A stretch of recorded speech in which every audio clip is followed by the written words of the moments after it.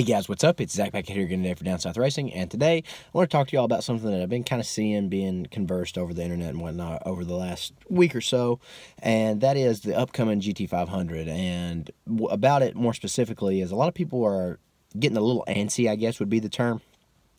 People are questioning if it's gonna be worth the wait, if it's already a flop, all this, that, and the other. And I want to talk today kind of about that because just recently at the LA Auto Show, Ford has officially announced that the GT500 will be released at I guess the Detroit Auto Show in January on January 14th, 2019. And so at that stage, I guess, or display at the LA Auto Show, for the first at least day, maybe possibly 2 days, they had, all the GT500 like timeline kind of laid out, and what each one has done, since the original. And for the 2020 GT500, they kind of messed up, I guess, but at first it said will be coming with 650 plus horsepower, and I'll try to get at least a picture to throw in here and show you all what that said, because originally when they first announced it, at least almost going on a year and a half ago, and we've known about it for even longer than that, just based on spy photos. They said 700 plus horsepower. So 650 was a little bit of a letdown to a lot of people, and I'm sure it sparked a lot of controversy in the Mustang community, because a lot of people are super excited for this Halo Mustang to come out, and for it to drop down to 650 plus instead of 700 plus. Something about that just seems a lot better, especially in today's day and age. I mean, Corvette ZR1 makes 755 horsepower, and it's a quote from GM engineers, that's on a bad day. And we've seen that, in dyno results and stuff. And, the new Hellcat Red Eye makes 797. Dodge Demon, already out of production, makes 808 on pump gas, 840 on race gas. We all know this. And the ZL1 makes 650, which could have been what that was about, maybe more of a direct shot, because I do feel like this Mustang GT500 is definitely going to be more of a competitor in terms of like a ZL1 more so than a Hellcat, or I don't think it'll be quite up to the level of the ZR1, although I do think it will perform well for the price. But do I think it's going to be a disappointment? The side answer is yes, actually, and taking from the ZR1, if you look at that car, it was hyped up and hyped up and hyped up and hyped up for forever, and it finally came out, and you saw all these cool videos about it and stuff for like a month, and it's like totally disappeared. There's none about it hardly at all on the internet. And I seen Street Speed, actually, he I think it was on Instagram, he was talking about this in the comments section, how about he was glad that he had sold it, because basically, or his ZR1, because there's nothing he could do with it. The ECU is still untunable. That kind of leaves you at a standstill. And even when the 2018 Mustangs first came out, their ECUs they were hard to crack. It took tuners a few months to get open. They called it like a triple layer firmware or something on the ECU to be able to have to crack through it or something. Comment down below if I'm wrong, let me know about that. But also, let me know down below if you're still excited for the GT500, or if you already think it's going to be a disappointment, because we've known about it for so long and it's just still not here, and you've just kind of lost interest in it. Because I know a lot of people have been waiting. Say you had a 5th generation GT500, especially the 13 and 14s with 662 horsepower, and if you 650 plus, I mean that car had 650 plus, so it would definitely be a disappointment if it's 650 plus. But the good thing is Ford came back after a couple days and they changed it back again to 700 plus horsepower. So still expecting 700 plus, and even at one of their press releases, they changed it to 700 plus BHP, which confirms it will have over 700. Because like if you look at some cars, like take McLaren for instance, 720S, that's PS, that's European horsepower, 710 BHP. So stuff like that, it does make a little bit of a difference. But what I want to talk about involving that, and like the 2018 Mustang. So we'll start there, the lower end. 2018 Mustang, they claim it makes 460 horsepower at the crank. Clearly it makes more than that. Obviously, quarter mile times display that, and the fact that the dyno numbers display that too. Somewhere in just above the 480 mark, you could use a little bit different of a correction factor or go by different dynos, and it's nearing in on the 500 mark. But 480 plus to just be for sure based on the 420 to the tire plus most of the time. And you look at the McLaren 720S, they say it has 710 bhp. There's been McLaren 720S's dyno in the upper 690 horsepower range. That puts that car at 800 horsepower. And so that's what I wanted to get at next. Don't be so caught up in the fact that Ford is saying 700 plus, because if they come out and say the car only has 710, oh well, what you know, I mean, the car could definitely dyno more than that, and it could be definitely faster. And 710 is nothing to scoff at. I mean, by no means. That'd be 50 more than the previous generation GT500. But what you can look at, basically, that, you know, the GT500 upcoming is going to have a 5.2 liter cross-plane crank V8 with a TVS 2650 blower of sort. Not exactly sure, but it's, you know, it's going to be something like that.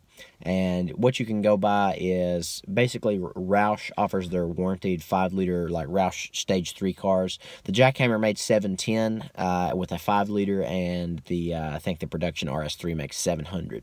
So what you can look at as that is, if they can offer a warranty with 700 on a 5-liter motor, 5.2-liter motor, you know, especially, you know, Ford's special vehicle team now, it used to be SVT, it's now under one big branch of Ford Performance. They're going to get a little bit more out of that, I definitely think so. So my guess is going to be 750. That's just my guess. And also, originally, they did say it would have twice the horsepower of the original GT500 that had 355, so 710 at a minimum. But my guess is 750, just somewhere in there. I don't think it's going to have quite as much as like a Hellcat Red Eye. But again, you know, it's going to be several hundred pounds lighter. It's going to have a better transmission, you know, 10-speed and, you know, 6-speed still also. But those are my thoughts. I do think it's going to be a little bit of a disappointment, though. And this gets back to the ZR1, because we've known about it for too long. People are not excited about it anymore. Now, the only reason it won't be a disappointment is if Ford totally just blows it out of the water, which they are very capable of. You know, I think they did a very, very good job with the GT350. And if they can basically make a GT350 with 300 more horsepower, that's definitely going to be super exciting.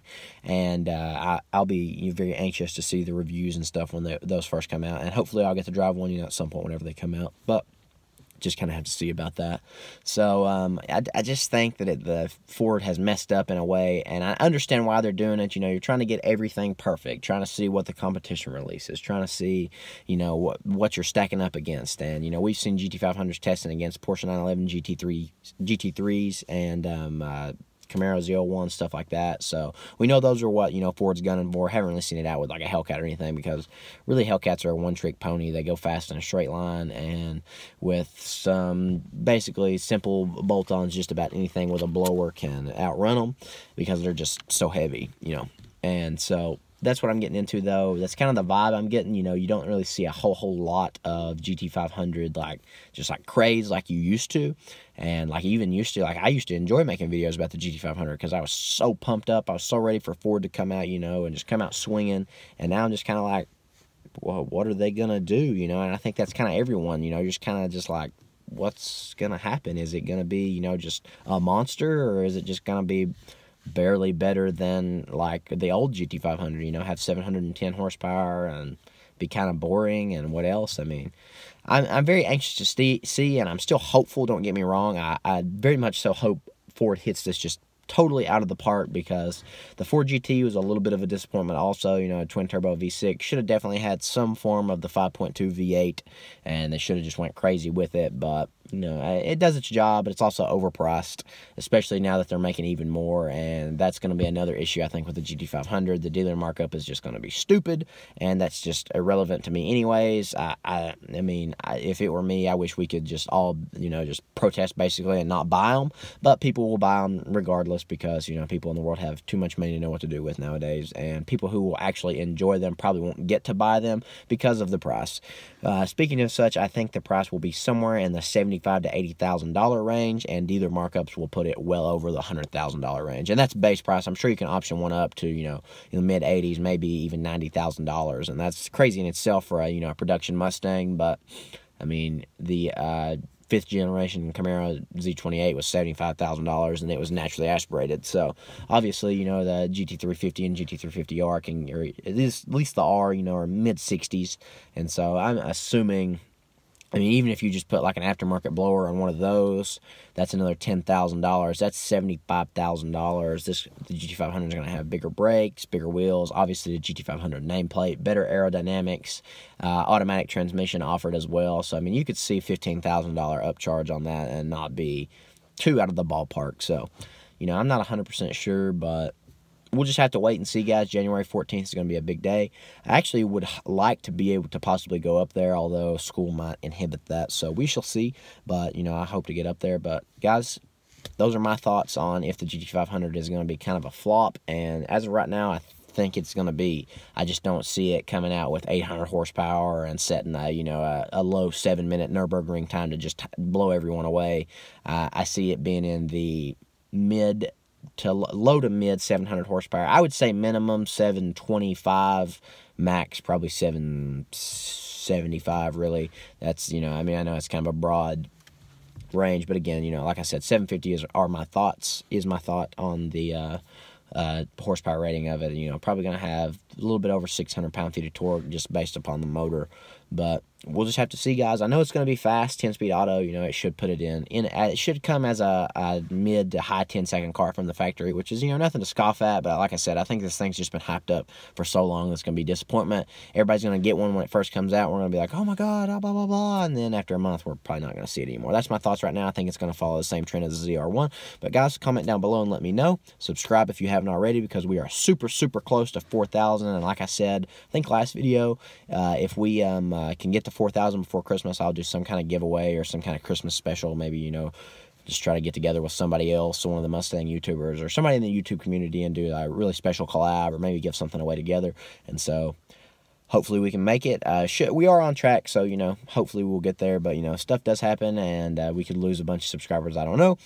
But, guys, if you enjoyed this video, drop a like. Again, comment down below and let me know your thoughts. Also, something I don't think I've ever said in a video, hit that bell, the notifications bell, guys, to get notified about our videos. If you haven't already, if you're a subscriber or a new subscriber, subscribe and hit the bell and turn notifications always on, so you're always notified when we post a new video and stuff like that. But, guys, I enjoyed making this video, and I hope you enjoyed watching.